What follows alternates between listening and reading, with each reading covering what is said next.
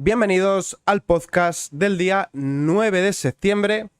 Un día como hoy entraron en guerra Atenas y Siracusa, y un día como hoy ha entrado en guerra Podemos, PSOE y Sumar por el control del Ministerio de Igualdad. Pugna entre PSOE, Podemos y Sumar por el control del Ministerio de Igualdad. Los socialistas quieren recuperar la cartera tras la polémica suscitada por Irene Montero. ¿Qué polémica? La ley del solo sí es sí. Aunque la investidura de Sánchez aún es solo una quimera, yo creo que no, que ya lo tendrán bien hablado. Y por cierto, luego veremos una noticia de que el PP estaba también negociando con Junts, mientras le reclaman al PSOE que por qué negocia con Junts. Ya han comenzado una lucha soterrada por el control del Ministerio de Igualdad, que es un gabinete estratégico para poder enarbolar durante 4 años la bandera del feminismo. El PSOE se ha propuesto recuperarlo, pero Sumar pujará por él y Unidas Podemos ha organizado una campaña para insistir en la reelección de Irene Montero como ministra. Mira, Irene Montero yo creo que no la quiere ni en su casa. Irene Montero la siguen 4 frikis. Irene Montero es un cadáver político y está más quemada que la pipa un indio. Contad con que Irene Montero va a quedar fuera de la política. Intentarán hacer uso de los contactos que tienen, que son muchos y variados, para colocarla en algún puesto internacional, o intentarán también pues, que tenga más presencia en los medios de comunicación, reconvertirla en una suerte de tertuliana muy cara, pero no creo que la veamos dentro de las instituciones, entre otras cosas porque tiene muchos enemigos. Y no enemigos de derecha, precisamente. Tiene enemigos como Carmen Calvo, que tuvo que ser apartada precisamente por Irene Montero, o como Yolanda Díaz. Los socialistas están preocupados por la pérdida del votante masculino, tanto el pasado 28 nos ha jodido, ¿por qué será?, que atribuyen el discurso de confrontación que la ministra Montero mantuvo durante toda la pasada legislatura y que habría generado rechazo entre los hombres. No, no te creo. Esto es mentira. Esto es un bulo de la extrema derecha. ¿Cómo va a ser que el decirle a los hombres que son potenciales agresores, que son potenciales feminicidas, que tienen la culpa de todo, que se tienen que deconstruir, que tienen que renunciar a su testosterona que es corrosiva y a su masculinidad que es tóxica, iba a hacer que no les voten? No me lo creo. Si a la gente le encanta que le insulten y que le criminalicen, esto no puede ser. Ha de ser un error, sin lugar a dudas.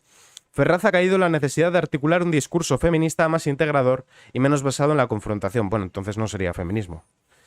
Según ha podido saber de Oyetiv, por fuentes socialistas, estos abogan por tecnocratizar este gabinete llenándolo de expertos. Expertos, supongo que serán expertos en expertitud, como los que gestionaron la pandemia. Y en ese empeño pretenden acercarse a la Alianza contra el Borrado de las Mujeres, que aglutina más de un centenar de colectivos feministas. La presidenta de esta plataforma es Elena del Pilar Ramallo, víctima y experta en violencia de género, que suena como titular de la específica Secretaría de Estado contra la Violencia Machista sobre mujeres y menores, porque los hombres damos igual en este país. Su intención es reunirse con Pedro Sánchez antes del mes de octubre. La apuesta del PSOE por figuras técnicas y apolíticas, como la que representa Ramallo, fue deslizada por Cristina Narbona. En realidad, nunca van a conseguir reducir la violencia que sufren las mujeres, en tanto en cuanto lo entiendan como algo específico, concreto y lo atribuyan únicamente al machismo. Si hay un dato de criminalidad que aumenta, como puede ser los carteristas o los alunizajes, acordaos de que hubo una época en la que había muchos alunizajes, o los butrones, pues lo que hay que hacer es encargárselo a la policía, a la dirección de policía, a la Guardia Civil, a la dirección de Guardia Civil, que dependen del Ministerio del Interior. Entonces serán informes, te pondrán todos los datos sobre la mesa, se consultará a los agentes, se hablará con los jueces, se hablará con la fiscalía y se trabajará en reducir eso. Sin embargo, lo entendemos para cualquier tipo de delito, pero para la violencia doméstica, siempre y cuando la sufra la mujer, ya no. Ahí ya no depende de la policía, no depende del Ministerio del Interior, y lo llevan personas como Ángela Rodríguez Pan, o como Boti, o como Irene Montero, o como Isa Serra. Resultado, no se reduce, sino que incluso aumenta. ¿Por qué? Porque lo achacan únicamente al machismo, cuando para los butrones o los carteristas y tal, se buscan todos los patrones, se buscan hacer perfiles demográficos, se busca intentar atajar los campos de actuación, se busca trabajar en las causas, pero con esto otro no. Y ya además es que yo creo que nadie de los partidos tiene la intención de que baje. ¿Por qué? Porque mientras exista este drama, hay dinero para los chiringuitos. O sea, la realidad. ¿Os pensáis que Juanma Moreno Bonilla ha eliminado todos los institutos y observatorios o todas las charlas contra el machismo y tal? No. Los ha mantenido todos. ¿Por qué? Porque hay mucho dinero público, dinero incluso que viene de Bruselas. Entonces eso pues es una oportunidad de oro para colocar amigotes y expertos en expertitud. Sumar y el Ministerio de Igualdad. Esto supone un problema por dos motivos. El primero, que el Ministerio de Igualdad es la joya de la corona para Yolanda Díaz. La ministra de Trabajo no dará su brazo a torcer, tal y como ha evidenciado estas últimas semanas con Luis Rubiales. La vicepresidenta comunista también asistió a la concentración convocada en apoyo a Hermoso en la Plaza del Callao. Ella y también los portavoces de Sumar, Ernest Urtasun y Marta Lois. Y quieren colocar ahí a Elisabeth Duval. Y el empecinamiento de Irene Montero, que bueno, realmente lo que quiera o no Irene Montero a estas alturas no es problema de nadie más que de Irene Montero porque está acabada, afortunadamente porque bastante daño ha hecho. Luego cuando lleguemos al bloque de economía vamos a ver otro enfrentamiento entre PSOE y Sumar, ya os lo voy advirtiendo, que va a ser concretamente entre Nadia Calviño y Yolanda Díaz, a raíz de la compra de parte de Telefónica por Arabia Saudí y sin que sirva de precedente. En esto estoy de acuerdo con Yolanda Díaz, en esto estoy de acuerdo con Sumar. Pero bueno, no es, digo que sin que sirva de precedente, también con la postura del Sáhara estuve de acuerdo con Podemos en su momento. De vez en cuando yo creo que aciertan, pero porque un reloj roto da la hora bien 2 veces al día. Seguimos para cavar más en la tumba política de Irene Montero. Probamos Me Toca, la aplicación de Irene Montero y Ángela Rodríguez Pam para fiscalizar las tareas del hogar. Hice un vídeo en el canal principal sobre esto y la gente me comentó que hay al menos 19 aplicaciones privadas y gratuitas en la Store de Google para precisamente esto. No había necesidad ninguna de crear esta aplicación, la aplicación de Irene Montero, porque pasa que ya existían varias y gratuitas, que nos costaron la friolera de 0 euros a los españoles, no como la de Irene Montero que nos ha costado 211.000, más anunciarla. Igualdad ha invertido más de 200.000 euros en una plataforma que en algunos casos puede generar más problemas que soluciones a las parejas. Libertad Digital prueba Me Toca, la polémica aplicación de móvil con la que Irene Montero y Ángela Rodríguez Pam pretenden enseñar a hombres y mujeres a compartir las tareas del hogar. Sandra León, me gusta cómo escribes, pero aquí va pretenden, no pretende, si dices que Irene Montero y Pam. De todas formas, yo alguna vez también le meto algún patadón al diccionario, así que no voy a ponerme en plan grammar nazi. Tras invertir más de 200.000 euros del cuestionado presupuesto de su cartera, nueva plataforma ya está disponible tanto para teléfonos iOS como Android. En el vídeo podrán ver cómo la supuesta pareja somete al análisis de Irene Montero el reparto de sus obligaciones. Asimismo, podrán ver las cuestiones más polémicas que ésta plantea, desde categorías un tanto confusas hasta el hecho de permitir al usuario baremar el esfuerzo invertido. Y la gran pregunta es si un gobierno debe entrometerse hasta tal punto en la vida de las parejas. La gran pregunta cuya respuesta es retórica y os digo yo que no. Y si bien ahora hemos leído un artículo de Libertad Digital, luego nos tocará meter un capón a Libertad Digital porque el amigo Federico lleva unos meses un poco obsesionado con Vox y ha anunciado a Libertad Digital que Vox no va a celebrar el Viva 23, lo cual no es verdad. Y lo rebatiremos, porque no es cierto que no vaya a haber un Viva 23. Pero antes de todo ello vamos a ver este artículo de OK Diario. Diputado de Vox, Jorge Campos, denuncia ser víctima de nuevo de los separatistas en Menorca. Aquí, como podemos ver, han tendido una pancarta en la que le acusan de ser una PUTA nazi. Ya sabemos que son personas muy educadas, mientras que los demás somos peligrosos fascistas. El diputado de Vox por Baleares en el Congreso, Jorge Campos, denuncia ser víctima de los separatistas en Mallorca. En este caso, el incidente ha tenido lugar en la localidad de Bunyola, en una de cuyas calles se habían colgado una pancarta en la que se podía leer Jorge Campos, PUTA nazi, y que, según el dirigente de Vox, colgaba desde el balcón del domicilio de un político independentista de Esquerra Oberta.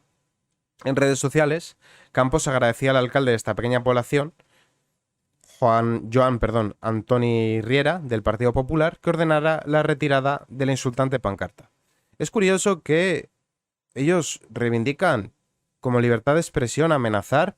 Acordaos de cuando Valtònyc o el otro, el Baldoví, decían que había que poner cosas que hacen catapum pum, o que había que acabar con guardias civiles. Eso era libertad de expresión. Hacer apología al terrorismo también lo consideran libertad de expresión. Sin embargo, veíamos ayer que la Universidad de La Rioja habían expedientado a unos estudiantes por comentarios que consideraron machistas en un grupo privado de WhatsApp.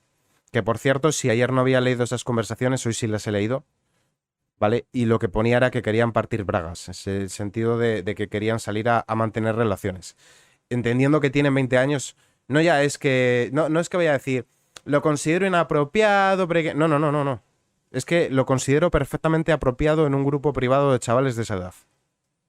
Y todos los que van ahora de puritanos y de moralistas señalándoles y criticándolo, seguramente hayan dicho en la intimidad, en lo privado, cosas parecidas. Lo que pasa es que nos estamos acostumbrando a linchar a la gente. Si esto hubiese sido al revés, y hubiese sido un grupo de chavalas diciendo vamos a salir a ver a cuántos nos calzamos, estaría siendo celebrado como un ejemplo de empoderamiento femenino. El separatismo en Bunyola empieza las fiestas del pueblo colgando esta pancarta desde el domicilio del concejal de Esquerra, Luna Mateu: ya podéis insultar y amenazar, nueva denuncia y ni un paso atrás. Esto, pues, es algo que es libertad de expresión, pero en cambio que unos chavales en un grupo privado de WhatsApp digan que van a hacer no sé qué de fiesta, pues es algo que no se puede consentir y que no se puede tolerar. El doble rasero, que ya empieza a aburrir, porque además esto lo hacen con la intención de estigmatizar y sobre todo de meter miedo. En plan de sabemos quién eres, sabemos de ti, en cualquier momento te vamos a dar un disgusto. Y es otra más, es un suma y sigue, porque cuántos actos van ya de amenazar, de insultar a miembros de Vox, de atacar carpas, acordaos también de la agresión de Marina Leda, ya van varias, y ya la verdad que cansa, que la broma cansa. Vox pospone el Viva 23 ante la imposibilidad de conocer el escenario político. Esta noticia la vamos a ver, pero si ustedes entran a Libertad Digital, van a encontrarse el siguiente artículo de que Vox suspende la fiesta anual tras el resultado del 23J, dando a entender que Vox no ha cumplido con las expectativas. A ver, yo recuerdo, señores de Libertad Digital y de Es Radio, que Federico Jiménez Los Santos dijo que Vox iba a caer hasta los 18 diputados, pero en cambio el PP iba a subir, vamos, mayoría absolutísima. Entonces a lo mejor quien no ha cumplido las expectativas ha sido el PP y Vox las ha superado con creces. De hecho, que hayan perdido 19 escaños y 600.000 votos con la campaña que le habéis hecho desde las terminales, no de izquierdas sino de derechas, a mí lo que me demuestra es que Vox ha sacado un buen resultado y que tiene un techo de voto muy sólido de más de 3 millones. Esa es la lectura que saco yo. Pero continúan con el relato de que en Vox hay problemas. Decís que en Vox hay problemas. Yo he visto dentro del Partido Popular que han salido voces del PP catalán desautorizando a Núñez Feijóo por dialogar con Junts.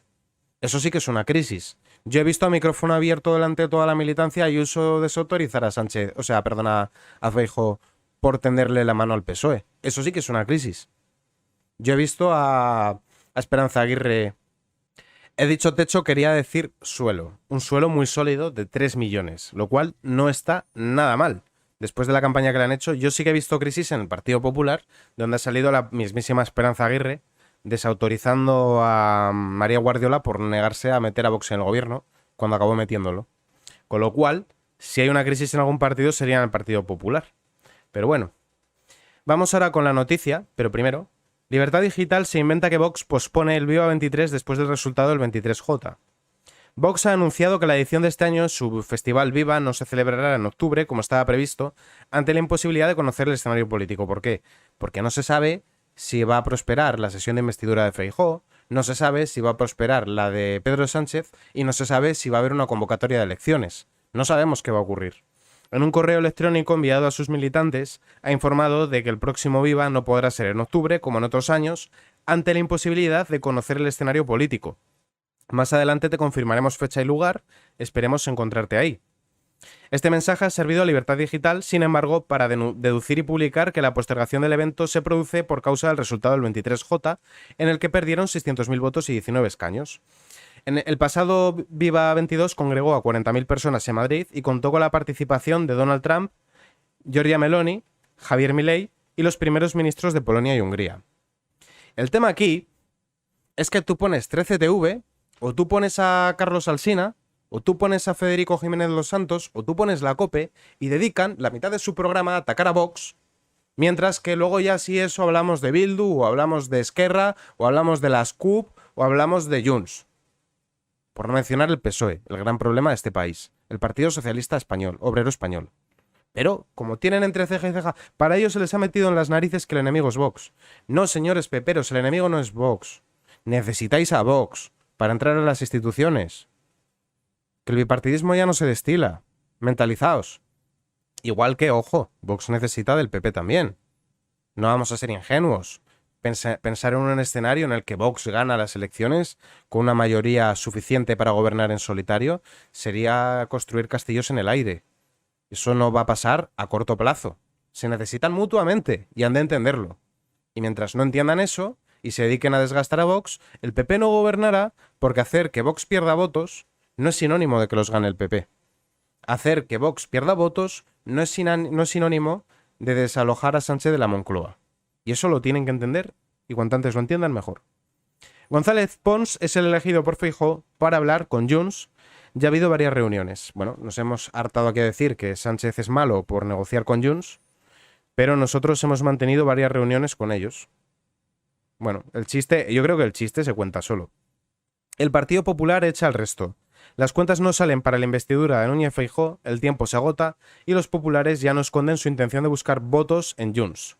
Las negociaciones han comenzado y, según ha podido saber en exclusivo que Diario, el interlocutor será Esteban González Pons, vicesecretario de Asuntos Institucionales del Partido Popular.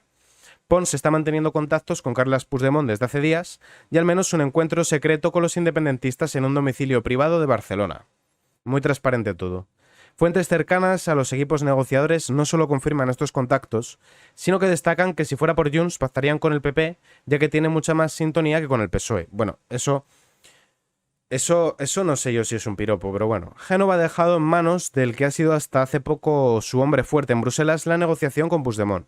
González Pons ha sido eurodiputado, portavoz adjunto de la delegación del PP y vicepresidente del Partido Popular Europeo. Tras una serie de bandazos e improvisaciones, fue el mismo González Pons el que despejó las dudas del pasado agosto afirmando que la legalidad del partido de Carles Puigdemont no estaba en duda, no solo han dado un golpe, que es eso, ¿no? Lo que fue lo del 9 de octubre, declarar unilateralmente la independencia. Entonces lo que hizo Zoido de enviar a la Guardia Civil y a la policía, ¿qué fue? Pregunto, ¿esto desautoriza al exministro de Interiores Zoido, que envió para allí a la Guardia Civil y a la Policía Nacional? Es un partido perfectamente constitucional y legal, solo han dado un golpe, solo han malversado, solo han cometido un delito de sedición. ¿Qué es eso, no? Eso no es nada.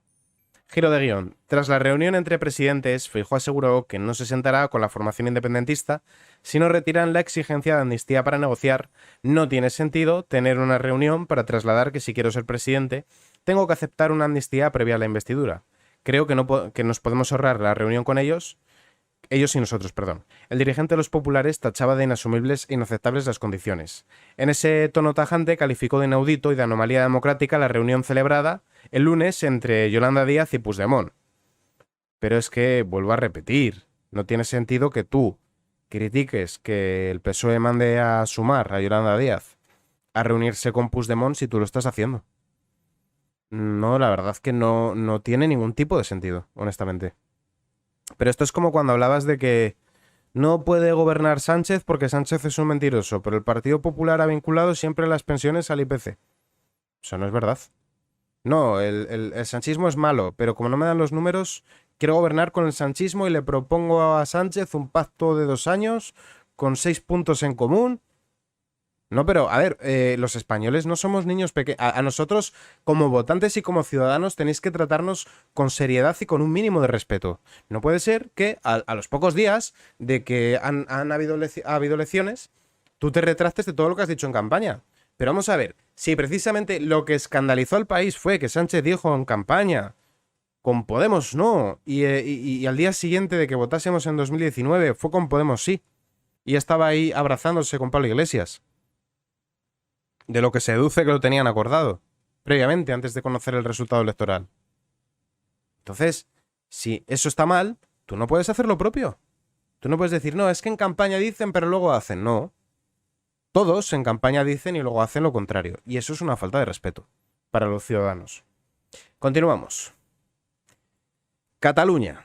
Cataluña se convierte en la primera comunidad con más presos extranjeros que españoles. El 18% de los presos de cárceles catalanas son marroquíes, cuando representan el 3% de la población total de la región. ¿Y esto por qué ocurre? Esto ocurre por las políticas lingüísticas antipoblación hispanoamericana. Entonces, en su ignorancia, pensaron que si traían personas del Magreb, iban a aprender el catalán. En la práctica eso no ha sido el caso. Ellos hablan en Darija, y ya si eso hablarán en español o en francés. Con lo cual, lo único que han conseguido es traer grupos demográficos que se integran muchísimo peor que los hispanoamericanos. Desde el pasado 30 de agosto, por primera vez, los presos extranjeros han superado a los españoles en Cataluña. En la actualidad hay 7.991 delincuentes en las cárceles catalanas, de los cuales 3.987 son nacionales y 4.004 son extranjeros. Si se divide a los reclusos por sus delitos cometidos, resulta que algunos de estos gozan de una representación de extranjeros incluso mayor. Un 62,24% de los presos por haber cometido un hurto son extranjeros, 178 de 286, también un 53% de quienes han cometido un robo y un 68% de los condenados por tráfico de drogas, 51% de agresiones sexuales y 52% de feminicidas. La inercia ha sido ascendente hasta llegar a este punto. El año pasado, en 2022, cerró con el 49%. Y como podéis ver en esta gráfica, la tendencia es al alza. La rebelión de González y Guerra contra la amnistía busca movilizar al PSOE para frenar a Sánchez. Con esta noticia abrimos sobre el malestar que se ha generado en el seno del PSOE y luego lo complementaremos con que O'Donnell Orza se ha sumado a los críticos y también que Virgilio Zapatero, quien fuera ministro, dice que Sánchez no puede ceder ante las presiones de los sediciosos. De momento nadie le está siguiendo, recalcan fuentes de la dirección socialista, ni siquiera quien con más autoridad dentro del partido podría hacerlo, que es Emiliano García Paje. Nadie de los varones que tienen peso y que saben que si se rebelan contra Sánchez lo pierden. Pero yo creo que dentro de la militancia socialista sí que hay voces críticas y de hecho muchas personas que en su momento votaban por Felipe González ahora son votantes de PP y Vox. Esa es la realidad. Y no porque ellos hayan cambiado de ideas, sino porque quien ha cambiado de ideas ha sido el PSOE. Uno de los aciertos de Felipe González fue de radicalizar al PSOE, quitarle el componente marxista, porque el PSOE en la Segunda República y durante el tiempo que estuvo en el exilio era un partido extremista, y Felipe González con buen criterio lo hizo un partido homologable a los partidos de izquierda de la Unión Europea, que son partidos socialdemócratas. Lamentablemente, cuando llega Zapatero, y Sánchez lo ha continuado, pero Sánchez no por ideología, sino por mera supervivencia, pues Sánchez no tiene ideología, la ideología de Sánchez es Sánchez, Zapatero lo que hace es volver a radicalizar el PSOE. Y volver a llevarlo a un lugar en el que nunca debió estar. Yo me rebelo contra una posible ley de amnistía para beneficiar al gángster Carles Puigdemont y demás implicados en lo ocurrido el 1 de octubre en Cataluña, dijo este miércoles en COPE el ex vicesecretario general del PSOE y ex vicepresidente del gobierno Alfonso Guerra. Apenas habían pasado 48 horas desde que Felipe González, más comedido, pidiera expresamente a Pedro Sánchez en Onda Cero que aclare su rotunda oposición a la amnistía. Tanto ese movimiento de los dos pesos pesados, aquí han puesto presos, no sé por qué, de la vieja guardia, como los de Ramón Jáuregui y Nicolás Redondo, que ejerce de portavoz del colectivo Fernando de los Ríos, muy crítico de la deriva del partido, no me parece casual, señalan con ironía a Voz Populi. De hecho, González y Guerra van a protagonizar el próximo 20 de septiembre otra foto juntos, con ocasión de la presentación de La Rosa y las Espinas, un libro de conversaciones de guerra con el cineasta cordobés Manuel Lamarca. O'Donnell Orza se suma a los críticos y tacha de inaceptable la amnistía. El exalcalde de San Sebastián, O'Donnell Orza, que dejó en enero su acta de diputado, se ha sumado a las voces socialistas en contra de la ley de amnistía que se estaría fraguando para comprar el apoyo de Junts a la investidura de Pedro Sánchez. En un mensaje en las redes sociales, el Orza ha señalado que una amnistía o ley similar como condición previa de Carles Puigdemont a iniciar la negociación es inaceptable en democracia. Y por su parte, Virgilio Zapatero dice: no se puede ceder ante las presiones de los sediciosos.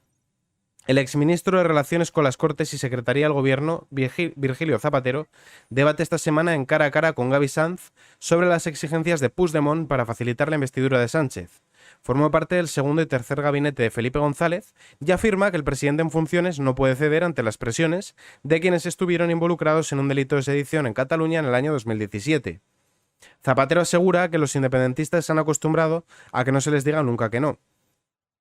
Y con esto entramos ya en materia de política internacional, antes de ver la economía, donde hablaremos de un rifirrafe entre Nadia Calviño y Yolanda Díaz, pero primero, mirad. Tremendo abucheo a Emmanuel Macron durante la inauguración del Mundial de Rugby.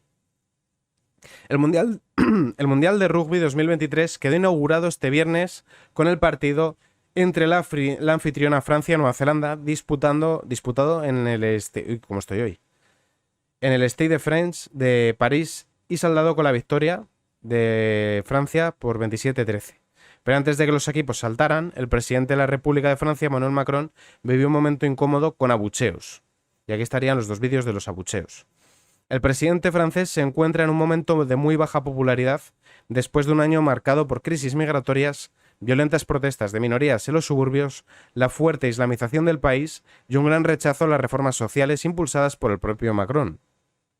Yo creo que algo que marcó un punto de inflexión fue cuando dijo que quería joder a las personas que no se vacunaran, cuando eso es algo del ámbito privado de las personas. Continuando con la política internacional, que os preguntaréis por qué no hay ninguna noticia de deportes. Bueno, todos los diarios de deportes están con el tema de Rubiales y no quiero seguir con eso. Cuando vea una cosa así seria o grave o que aporte información nueva lo comentaré, pero mientras sea simplemente llenar titulares con una matraca absolutamente inaguantable, yo no voy a seguir con ese juego de continuar dándole pábulo a algo que es una absoluta tontería. Petro plantea abandonar el combate frontal al narcotráfico con nueva política antidrogas. Petro es un terrorista del M-19. El M-19 trabajaba para Pablo Escobar Gaviria, para Pablo Emilio Escobar Gaviria, líder del cartel de Medellín, junto con su primo Gustavo Gaviria y el mexicano, que se dedicaban a introducir pasta de coca de Ecuador y Bolivia, procesarla en Colombia e introducirla en los Estados Unidos.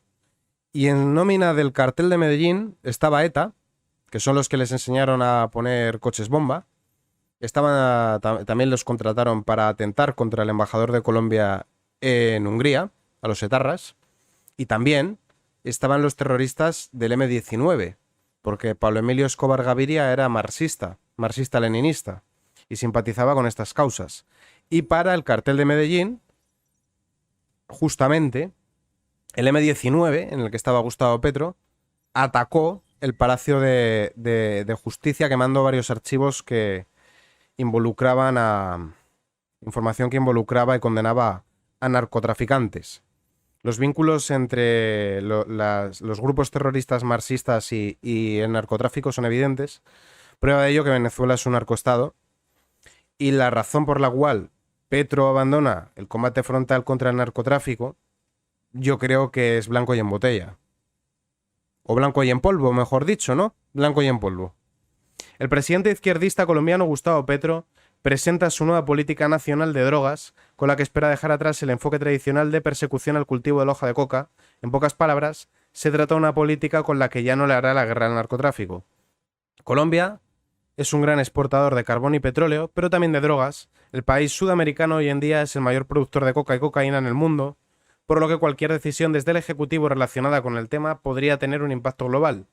Petro aprovechará el cierre de la Conferencia Latinoamericana y del Caribe sobre las drogas para dar a conocer su plan. Bueno, su plan es dejar que hagan lo que les dé la gana, porque son sus socios y sus aliados. Y él, pues, que quiere que le vaya bien a sus amigos. Ni más ni menos. Ahora sí, economía. Dos noticias, vamos a ser breves. Calviño y Yolanda Díaz entran en guerra por la entrada saudí en Telefónica, sin que sirva de precedente de darle la razón a Yolanda Díaz. A mí, que se apruebe por Real Decreto en Consejo de Ministros una reforma que permita que otro país compre parte de una empresa privada de carácter público con competencias sensibles en defensa y seguridad nacional, me parece una auténtica canallada, la típica absurdez del PSOE, bueno, absurdez no, la típica traición del PSOE, muy dado a vender España a cachos, y esto, como comentábamos estos días de atrás, se suma a varias otras, y aparte de todo ello, caso que, bueno, nos deja una situación a merced de países extranjeros, pero aparte de ello, si esto no es corrupción, le falta muy poco, y además, es que esto yo creo que es la razón por la cual están tan pesados con todo el tema de Rubiales, aparte de taparlo de la amnistía, y también ahora con lo de la Universidad de La Rioja, de que si los guasa machistas. No he visto yo que ningún medio de comunicación mayoritario lo haya abordado cuando es algo de gran gravedad. Como también lo es la inflación en los alimentos. Hoy vi un vídeo de una chica que reside en Estados Unidos que se fue a una tienda de alimentación hispana, las típicas tiendas que hay con comida española, colombiana, puertorriqueña y tal. Claro, son tiendas para un mercado muy minoritario y todo es de importación, con lo cual debería de ser caro. Se espera que sea caro. Bueno, el aceite de oliva está a 8 dólares, mientras que en España está ya a más de 8 euros. El dólar al cambio sería, pues eso, 7 y pico euros. Pero no solo eso, Estamos hablando de un producto que es importado, estamos hablando de que es un producto gourmet y selecto, porque allí no cocinan con aceite de oliva como si hacemos nosotros. Y además, es que un camarero en Estados Unidos gana entre las propinas y la nómina tranquilamente 5.000, 6.000 dólares. Mirad lo que gana un camarero español.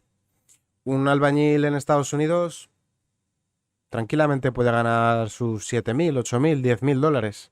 Mirad lo que gana un albañil español. Comparad el poder adquisitivo.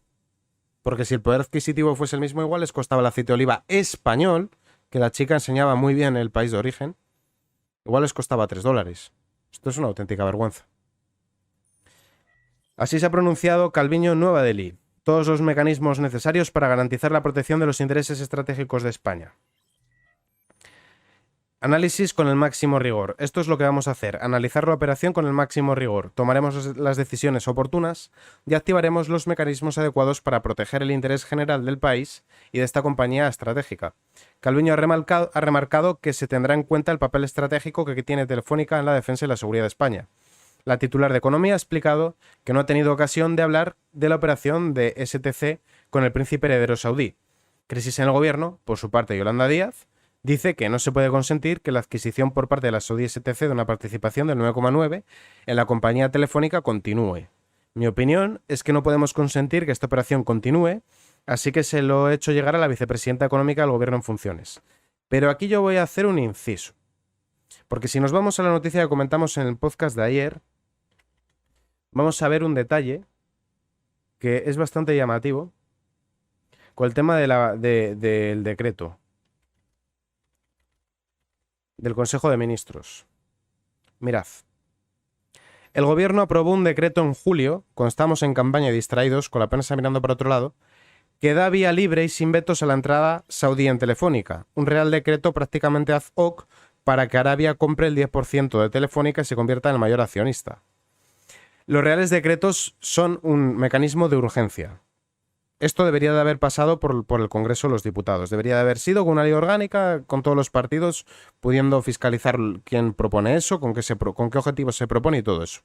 En Consejo de Ministros, del Gobierno en funciones, pero también de aquella no era de funciones porque todavía no había sido el 23J, estaba Yolanda Díaz, y estaba Alberto Garzón, y estaba Irene Montero, y estaba Yone Belarra. Entonces, a mí que de repente diga, no, esto no lo veo bien, ya, pero es que tú estabas en Consejo de Ministros donde se aprobó este Real Decreto. Entonces, ¿qué pasa? ¿Que tú apruebas cosas que no te lees? O sea, ahora te parece mal. Yo estoy de acuerdo, está mal. Yo no estoy de acuerdo con Yolanda Díaz. Está mal. Está mal. Pero, coño, si estaba mal, ¿por qué has aprobado este Real Decreto? ¿Qué sentido tiene? Tú no lees lo que estás votando, chica. Cobras bien, ¿eh? Te pagamos una nómina bastante generosa como para que no leas lo que votas. Bien, y la última noticia de economía, y por ello la última noticia del día. Estalla la guerra de los depósitos, los bancos pagan hasta el 4% a sus clientes. Esto que a priori puede parecer una buena noticia, diréis, a mí me interesa pues meter mi dinero en un depósito de ING o del que fuere y que me paguen por tener ahí mi dinero, ya que hay inflación, ya que van a prestar mi dinero. Esto es bueno para mí, porque así no me lo va comiendo la inflación el ahorro. Tiene sentido. Lo que no tenía sentido es que te cobren por la cuenta y que además no te den ningún tipo de interés, ningún tipo de rentabilidad por tu ahorro. Ya, pero es que la pregunta no es si es bueno o es malo. La pregunta es por qué los bancos de repente te están permitiendo que tengas intereses por tu dinero. ¿Por qué está pasando esto? Por una razón que es peligrosa y que puede ser un indicador de que puede venirse una crisis bursátil. Si los bancos te están pagando intereses por tener tu dinero, lo que quiere decir es que los bancos andan escasos de liquidez.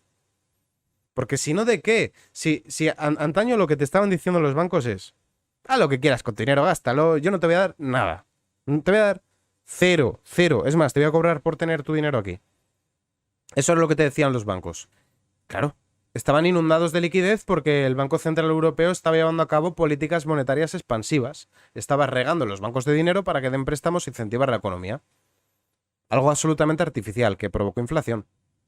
Si ahora de repente los bancos te dicen, no, dame tu dinero, porfa, que ya te pagaré. A lo mejor es que no andan bien de liquidez. Y esto no es cosa buena. Esto no es un buen indicador.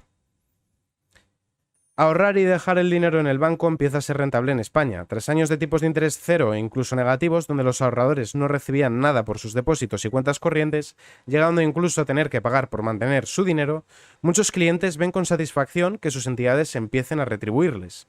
La banca española ha tardado algo más que el resto de Europa en ofrecer rentabilidades atractivas. Rentabilidades de hasta el 4%. La guerra de los depósitos ha estallado de nuevo en España. Las entidades compiten entre sí para captar pasivo con ofertas cada vez más atractivas para que los ahorradores contraten depósitos a corto y medio plazo. Esta situación no se veía desde la anterior crisis financiera internacional hace ahora 15 años. Y esto no es recomendación de compra, porque yo no voy a recomendar a nadie lo que tiene que hacer con su dinero. Lo que yo sí que voy a decir es que la vivienda tiende a revalorizarse un 3,5 anual. Esto en promedio, hay años que la vivienda no se revaloriza. Entonces, yo creo que si tú eres de los afortunados que tiene dinero en este país, para mí tiene mucho más sentido invertirlo en una hipoteca de un segundo piso que tú puedas alquilarlo, en garajes, en trasteros, en locales, o que lo inviertas en el mercado de valores, que vayas buscando el interés compuesto, que vayas buscando ir adquiriendo activos de empresas que pagan dividendos y que tú estimes que dentro de bastantes años van a seguir existiendo y que van a crecer su valor. Porque es la única manera de que no te coma la inflación el ahorro. Incluso con intereses de un 4%, si la inflación es superior a ese 4%, tú por tener el dinero parado en el banco lo vas a perder. Y eso es algo muy serio, porque es que bastante cuesta ahorrar, y más en los tiempos que corren, como para que encima la inflación te lo vaya comiendo. Y con esto finalizamos el podcast de hoy. Muchas gracias a todos por verme y nos vemos mañana.